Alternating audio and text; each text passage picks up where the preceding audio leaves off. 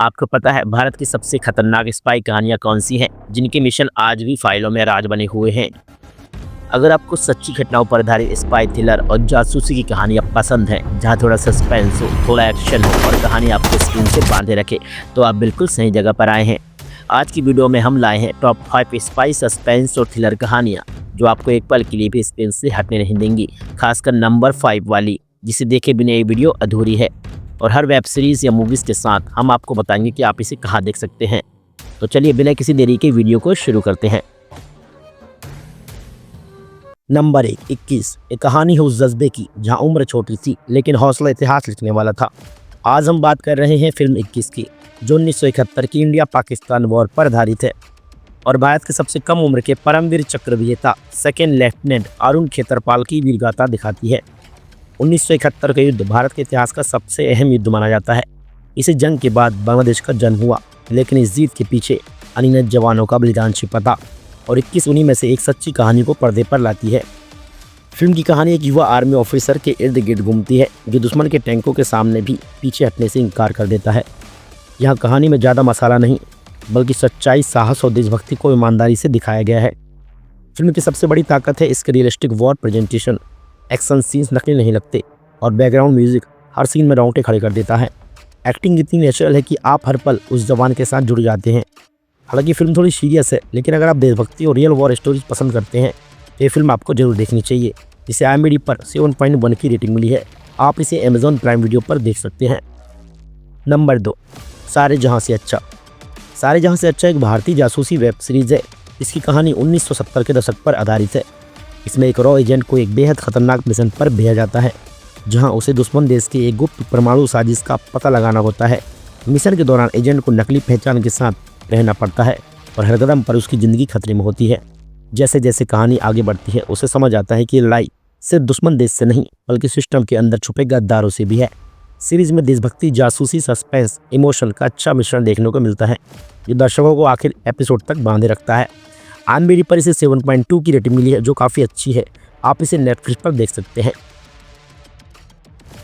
Number 3, the family man season 3। देश की सुरक्षा कभी आसान नहीं होती और द फैमिली मैन यही दिखाता है। पहले 2 सीजन में हमने देखा कि श्रीकांत तिवारी एक आम आदमी है, पर देश के लिए असामान्य और खतरनाक फैसले लेता है। सिर्फ जासूस नहीं, एक पति और पिता भी है जो अपने परिवार की सुरक्षा और देश की जिम्मेदारी के बीच जूझते हैं। सीजन 1 और 2 में धमाकेदार ट्विस्ट, खतरनाक एनिमी ने श्रीकांत और उनकी टीम की काबिलियत को परखा। हर मिशन में जिंदगी और मौत का खेल था और परिवार की भावनाएं भी हमेशा दांव पर लगी थी। अब सीजन 3 में खतरे और बड़े भी हैं। श्रीकांत को फिर से चुनौतियों का सामना करना है, नई साजिशें, चालाक दुश्मन, हाई टेंशन मिशन। हर एपिसोड में आपको मिलेगा एक्शन, सस्पेंस, ट्विस्ट और इमोशन का पूरा पैक। सीजन 3 हमें याद दिलाता है कि असली हीरो वो होता है जो बिना नाम, बिना तारीफ के देश और अपने परिवार के लिए लड़ता है। अगर आपको थ्रिल, जासूसी, ड्रामा, देशभक्ति चाहिए तो द फैमिली मैन सीजन 3 आपके लिए एकदम परफेक्ट है। इसे IMDb पर लगभग 8.7 की रेटिंग मिली है। दर्शकों में काफ़ी अच्छी रेटिंग मानी जाती है। आप इसे Amazon प्राइम वीडियो पर देख सकते हैं। Number 4, IC-814। 1999 का साल था, एक ऐसा साल जिसने भारत को हिलाकर रख दिया।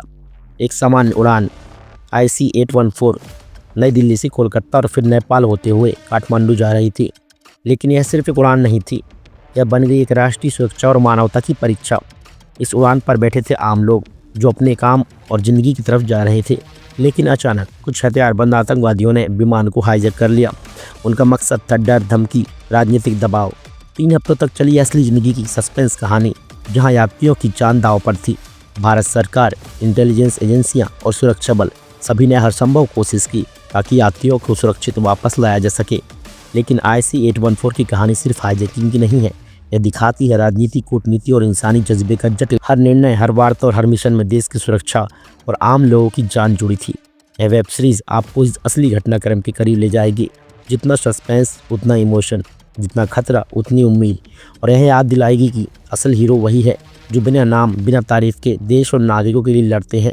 अगर आपको थ्रिल, सच्ची घटनाओं पर आधारित कहानी और इमोशनल ड्रामा पसंद है तो IC-814 को जरूर देखें। IMDb की तरफ से इसे 5.8 की रेटिंग मिली है। इसे आप नेटफ्लिक्स पर देख सकते हैं। अब जिसकी हम बात कर रहे थे और जिसके लिए रुके थे उसके बारे में भी जान लेते हैं। Number 5, special ops.